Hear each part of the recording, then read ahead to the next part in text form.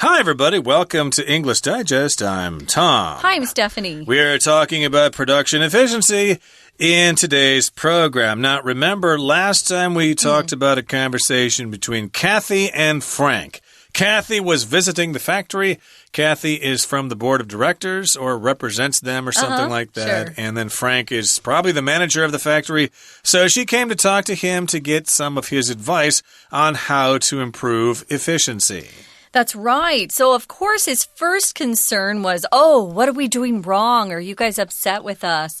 Because he is the supervisor of the factory. He, of course, wants to do a good job and please the board of directors. You can lose your job if you don't do a good job, especially in the U.S. We fire people. I know firing people is not very popular in Taiwan. But sometimes if you're inefficient, lazy, you don't come to work on time, hey, you can be fired.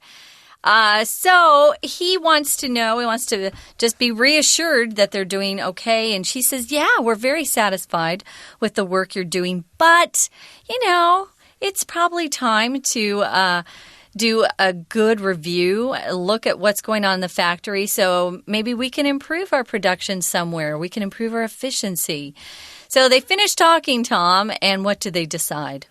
Well, they decide to hire a consulting firm, and that's what they're going to do. So hopefully that consulting firm can come in there and do some troubleshooting and figure out what they're doing right and what they're doing wrong. And at the end, they can improve their production efficiency, and they won't have to go bankrupt and lose all their business to some cheap company in China or something like that. That's right. Okay, so let's talk about some of the advice that we have for today in improving production efficiency. Let's read the entire contents of our article for today one time.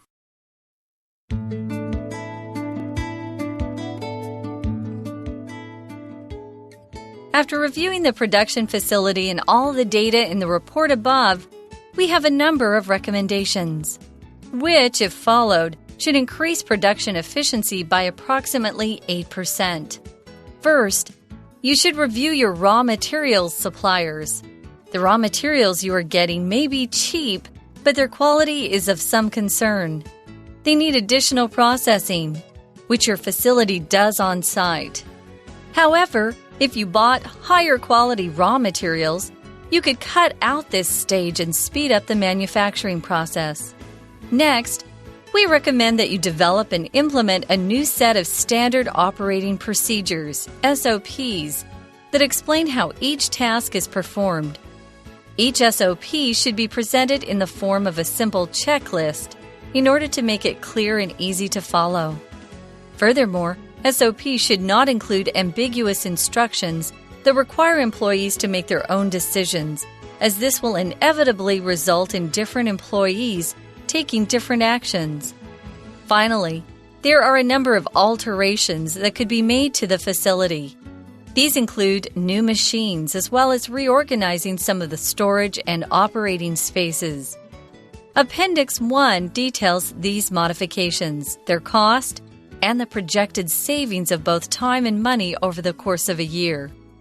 Please do not hesitate to contact us if you require any clarification on the information contained in this review. We thank you for consulting us and wish you all the best in the future. Okay, it's time for us to talk about today's conclusion from this consulting firm. Now, Stephanie, as a person who has worked in a consulting firm before, what is your general opinion of this report? Well, it makes sense to me. I mean, I haven't been in the factory, but I like some of their recommendations. So this is the concluding chapter of a report, you could say, that they put together. Typically, when a consulting assignment or job is finished, you'll present the client with a report, a written report of what's going on. You'll also sit down and present to them with using slides, with PowerPoint slides. So I think it sounds reasonable. I haven't seen the factory, and I'm not an expert on manufacturing, but it seems reasonable. What about you? Oh, yeah. Well, I haven't worked for a consulting firm before, but it does seem rather professional here. It does get straight to the point and mentions some of their suggestions without going into too many details, because that would take a long time. But they've also included some other reports and charts and graphs and maybe a slideshow, as you mentioned there. And they'll have a meeting as well to clarify these things. So again, this is the conclusion of the consulting firm. And it begins by saying, after reviewing the production facility and all the data in the report above, we have a number of recommendations which, if followed, or if you follow these recommendations, they should increase production efficiency by approximately 8%. So this is the first paragraph here, and it pretty much establishes the mood of the writing here, what they're trying to present, what they're trying to tell the receiver here. They have reviewed the production facility, which is basically the factory or the buildings or whatever. They've also got some data, probably some of the manufacturing data, how many products they produce in a day, the raw materials that they use, electricity costs, stuff like that. And so they have some recommendations based on all that information. And they say, if you follow these recommendations, if you do what these recommendations suggest, then your production efficiency may improve by approximately 8%. Approximately means, maybe 7, maybe 9, but more or less 8%. Right. So in the next paragraph, they start going through some of their recommendations in detail. Here, first, they say you should review your raw materials suppliers. Now, if you're a manufacturer, you have different suppliers who provide you with the materials that you need in order to make your final product or products. If it's a raw material, it means it's not in its final form. For example, if I make furniture, some of the raw material might be some fabric, might be some pieces of wood, but not wood that's in any form yet, right? The wood's going to be delivered, and then we're going to use our hammers and saws to put things together. So they've got different suppliers, as most manufacturers do. And sometimes when you have a lot of raw materials, you want your suppliers to give you the best price they can. And so sometimes you'll deal with different suppliers and use one because they give you a better deal one month than the next. Right. So again, we're talking about the raw materials here and the people who supply those raw materials suppliers. The raw materials you are getting may be cheap. It may be true that they are cheap, but their quality is of some concern. Is of some concern is just a nice way of saying they are probably not very good quality materials. They are of some concern. They're probably something you need to think about. Or you could say cheap, maybe, I'm sorry, their quality is a problem. That's more direct, right? Yeah, they couldn't come out and say the quality is horrible. You shouldn't be buying these. No, they need to be a little softer there. So you might think you're saving money by buying those products cheaply, but actually the quality is bad. Remember, you get what you pay for. True. You pay more for good quality. That's why I like to pay more for good clothes, so they will last a long time. Yeah, and also because it's sometimes hard for you to buy your size here in Taiwan because Tom's very tall. So here we are going ahead. I wanted to mention too, sometimes some of our writing is going to be more difficult for our listeners. You could also say, but their quality is a concern. You can also say that. Here in the next sentence, they need additional processing, some of these raw materials, which your facility or factory does on site. So when that raw material comes in, sometimes it's still not in a form that they can use automatically. They'll have to just refine it and make it a little better. So additional means more, extra in addition to what you already have. Additional, extra, supplementary, added. You could also use that. Processing is when you put it through some sort of method. For example, if we're processing sugar, it might go through several steps from sugar cane to its final form, which is the raw granule sugar. But a process just means it's a series of actions or steps that you have to take in order to have a particular result at the end. So even when they get their raw materials in the factory, they're still not ready to be used immediately. They have to do some more work on them. That's right. So they get the cheap raw materials, but because they're cheap, they need to process them some more. And this particular company or this facility does that processing right there on site. It's done on site. It's not done someplace else.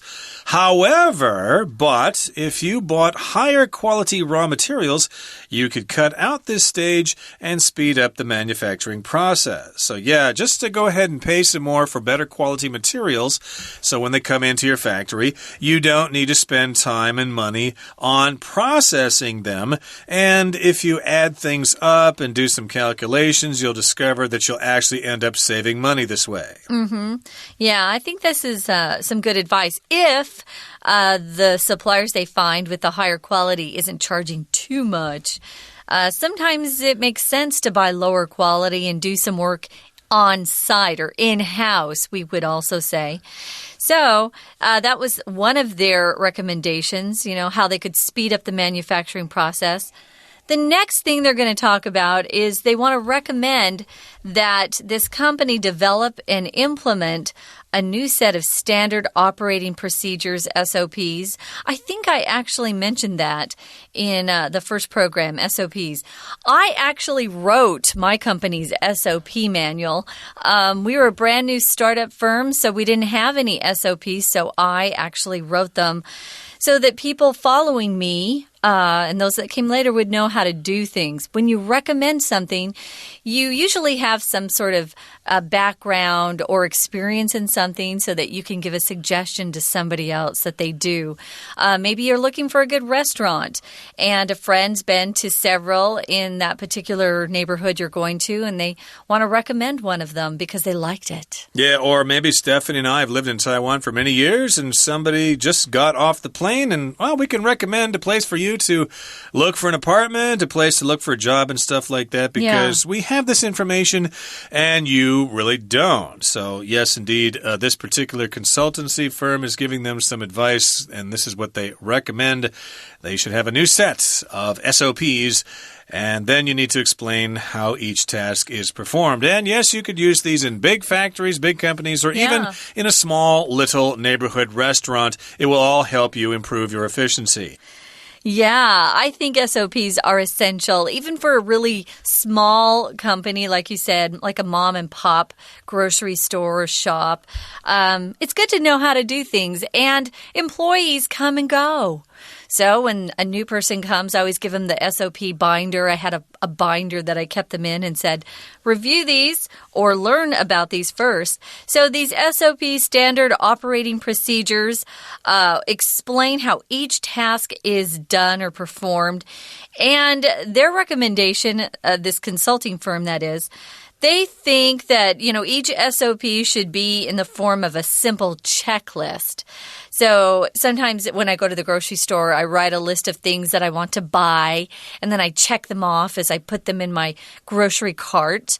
That is a checklist that they're recommending so that they go in a series of steps. You do one thing first, and then the thing on the bottom of the list is what you should do last. And you go through, and as you do each step, you check it off. That's a good idea, actually. It is, and of course, they're going to have these standard operating procedures in companies, especially the airlines, of course, where flight safety is important. Yeah, no kidding. They've got to follow those procedures. Now, furthermore, or in addition, SOPs should not include ambiguous instructions that require employees to make their own decisions, as or because this will inevitably result in different employees taking different actions. That makes sense. You want to avoid Ambiguity. If something is ambiguous or if it has ambiguity, that means things aren't exactly clear. They could be interpreted in many different ways.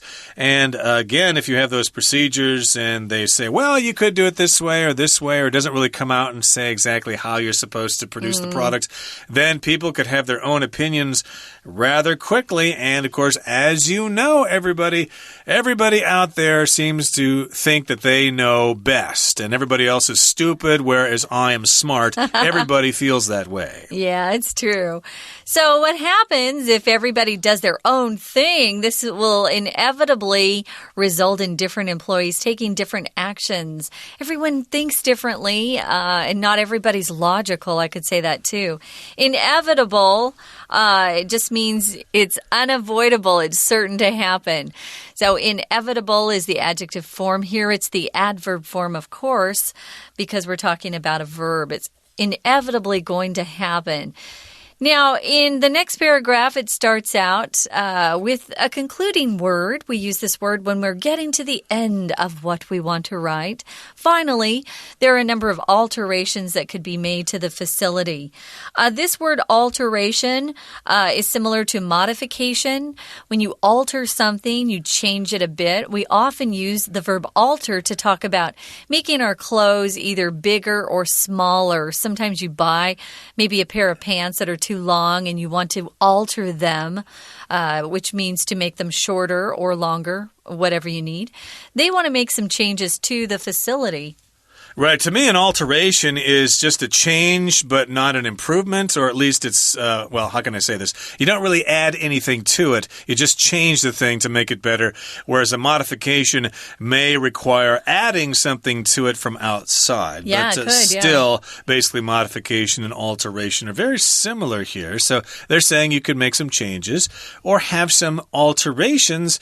These alterations could be made to your factory, to the facility, and these include new machines. Okay, so you could change things there by adding new machines. That would be a modification, as well as reorganizing some of the storage and operating spaces. So you don't need to add storage space. You just need to reorganize the storage space, maybe have different kinds of shelves or something like that.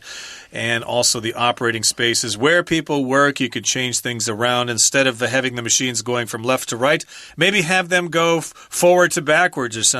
That actually might give you some more space to work on other things. Yeah, how you set up those spaces can be really important.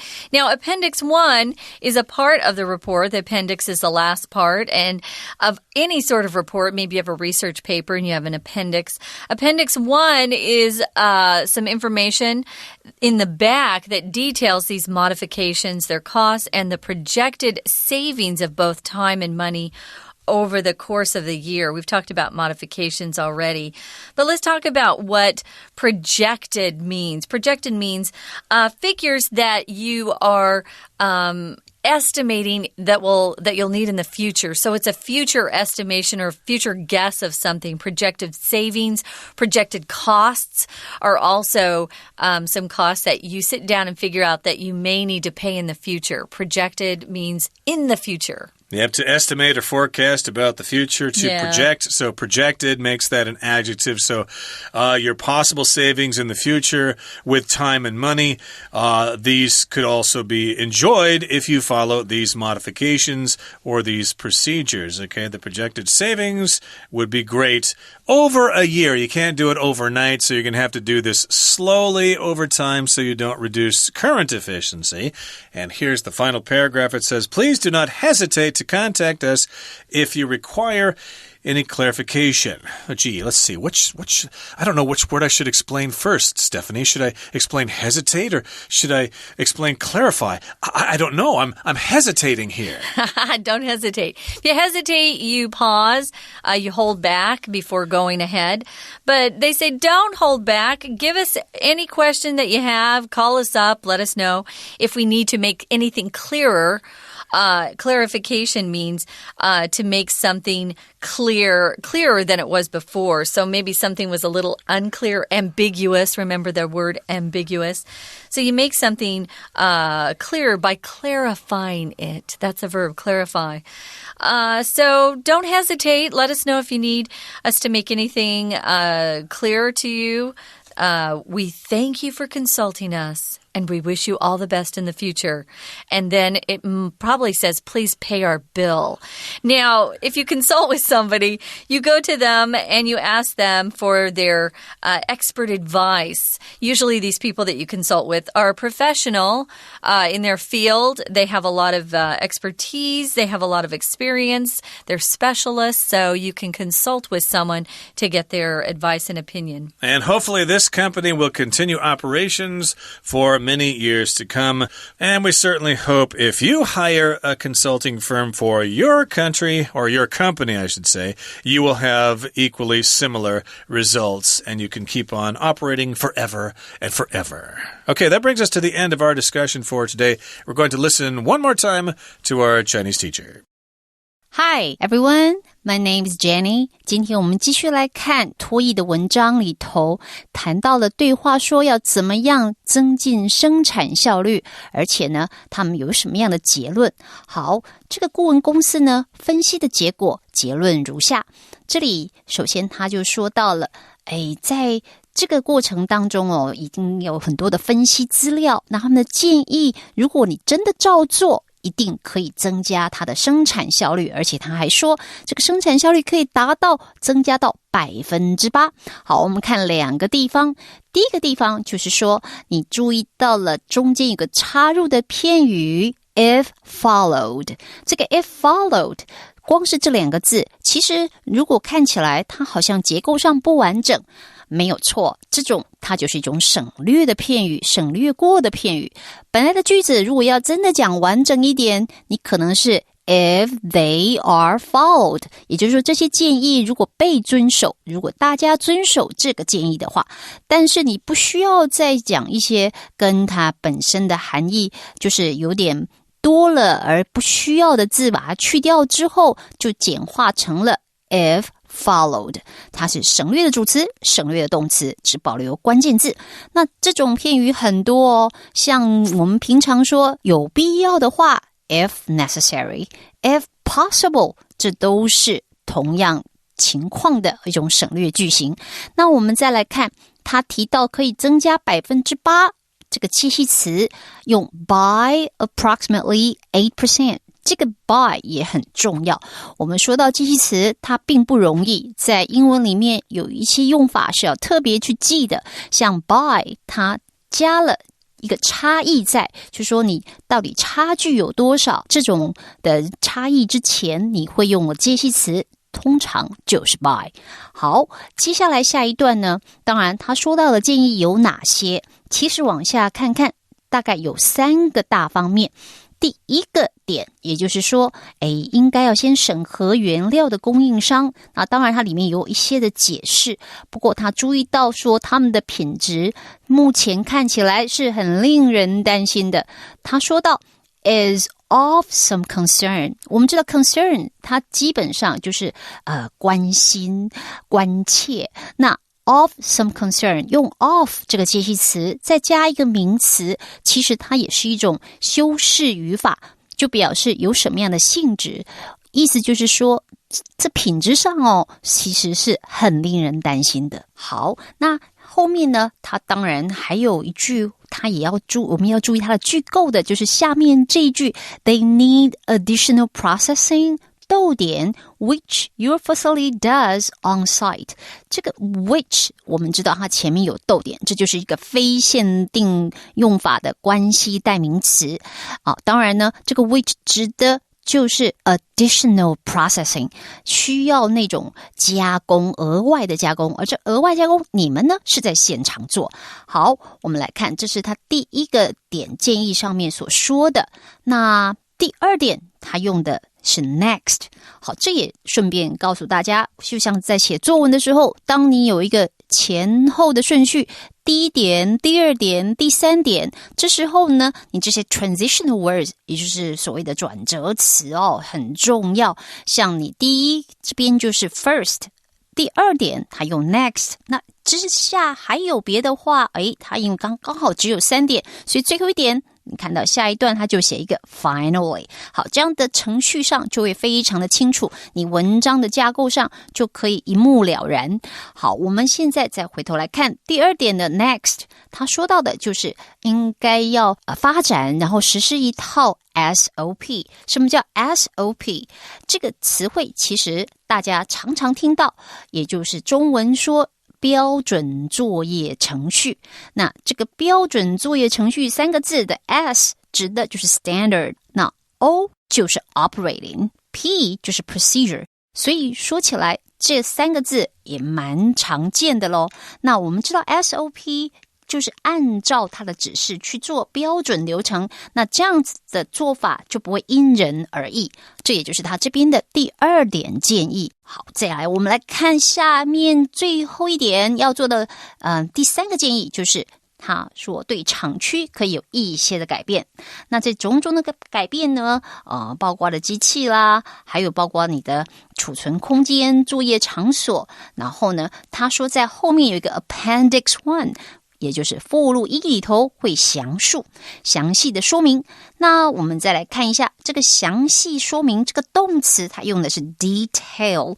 detail 我们知道比较常见的是把它拿来当名词用片语就像 in detail explain something to somebody in detail， 仔细的说。但是这个地方的 detail 它是拿来当动词用，也就是这个点这个东西，这个 Appendix 1它会仔细说明。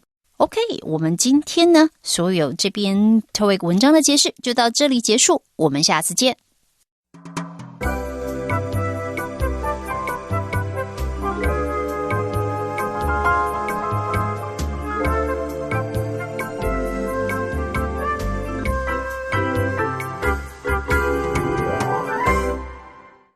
So as usual, we're back.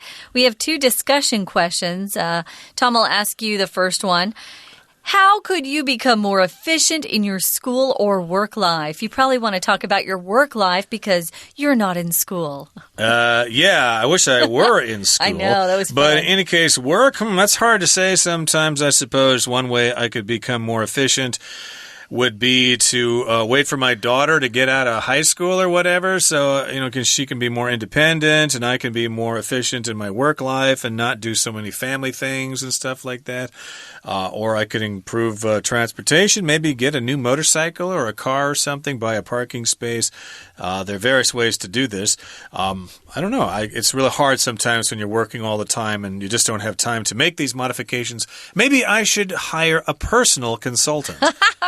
Those consulting firms are really expensive. But Mia, maybe you could hire someone who's very efficient in your life to take a look at what you do. I know I could be more efficient by working on things that I need to edit or to write, by turning off my I can't turn off my computer, I'm using it, but to stop listening to programs. Sometimes I'll watch cooking shows while I'm writing. I think everybody's guilty of this. Multitasking, you got your smartphone in one hand and your work is in your left hand. And it's hard to juggle all that kind of stuff. I think we could all turn off our phones. That would help everyone. That's really hard to do. Nobody wants to miss any posts by other people. They'll feel left behind. So here's the next question. Have you ever visited any kind of factory? Have I visited any kind of factory? I have. I can talk about that. Yeah, why don't you talk about that? Yeah, I used to work for Mitsubishi. It's a Japanese company, but oddly enough, they owned a company that made apple chips. They're like potato chips made out of apples. And we went up to Washington to see the factory and how they were made. It was fascinating. Of course, you have to be very careful. It's easy to hurt yourself in those factories. Yeah, you got to wear a hard hat. That's right. We also had to put something on our hair, so hair didn't get into the apple chips. Hairnet or something like that? It was fascinating, but it's very interesting, and they use very large machines. So it's kind of cool. I think we're out of time, Tom. We better wrap it up. We're really really glad you joined us, and we hope you learned a little bit more about some of these important terms. For English Digest, I'm Stephanie. And I'm Tom. Goodbye. Bye.